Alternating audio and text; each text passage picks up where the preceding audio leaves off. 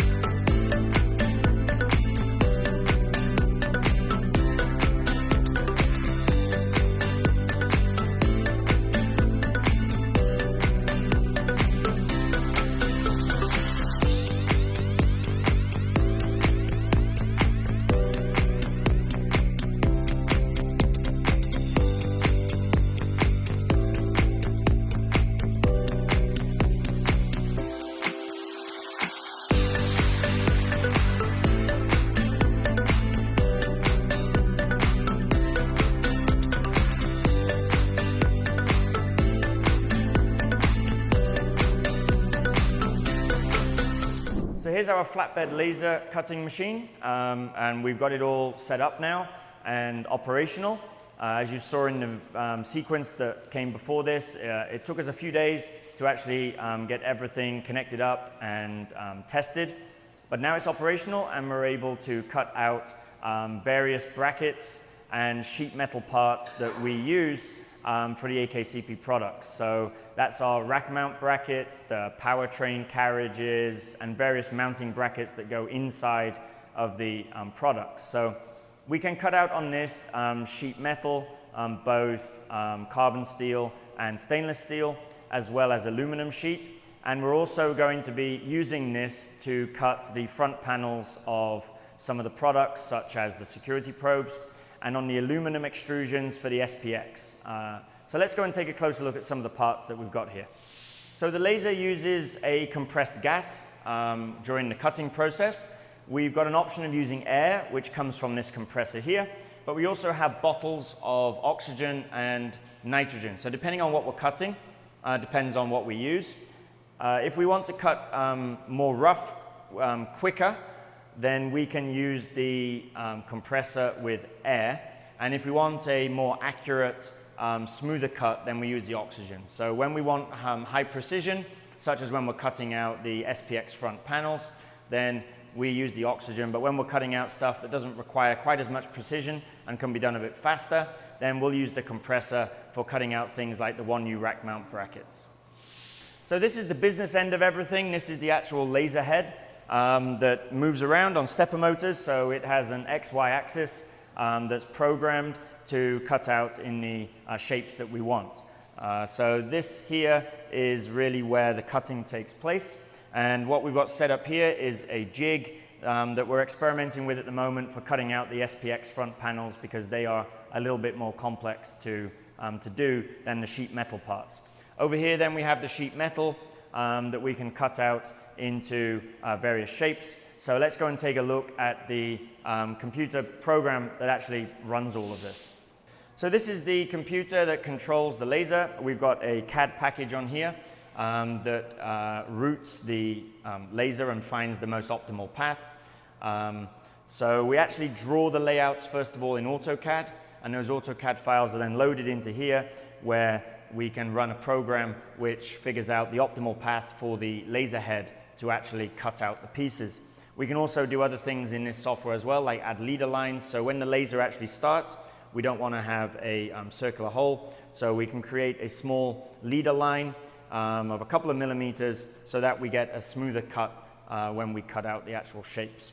So that's all done from here. This is where we control and do the cutting from. So now let's take a look at this in action.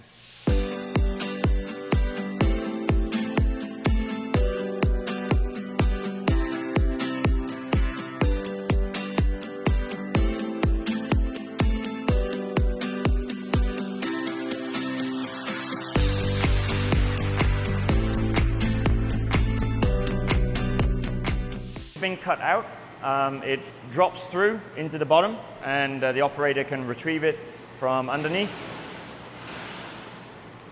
So this is the piece that's just been cut out. This is one of our 1U rack mount brackets. So the next stage after this will be bending it, so it will go to the press brake. So let's go and take a look at that.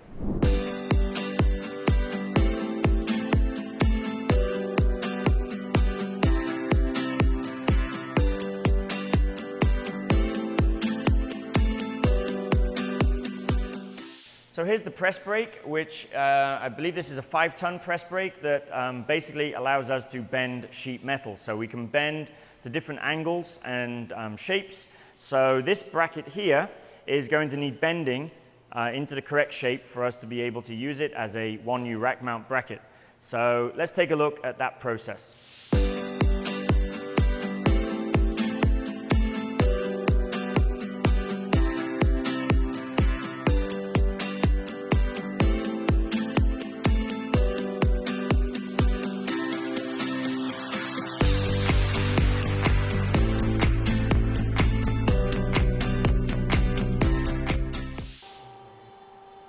So there we go.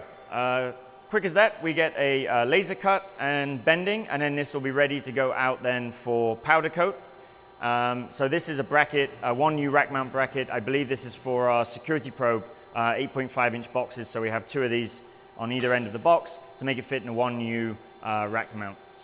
So we actually have to put the rivets in before we bend it, otherwise the press cannot get down into place. So this is basically what they look like, and they have a serrated edge, and that will be pushed into place so that it'll make a nice flat surface here, and then we'll be able to screw onto this other side. So let's take a look at this insertion process. So this is the insertion machine, and it is used for riveting. So we have several products that require either riveting of standoffs or clinch nuts. So the SPXs are brackets. This is the powertrain carriage for the SPX, and this has some screw heads which are basically riveted into place. And so this is a pneumatic press that will rivet those and secure them into position. Let's take a look at how this works.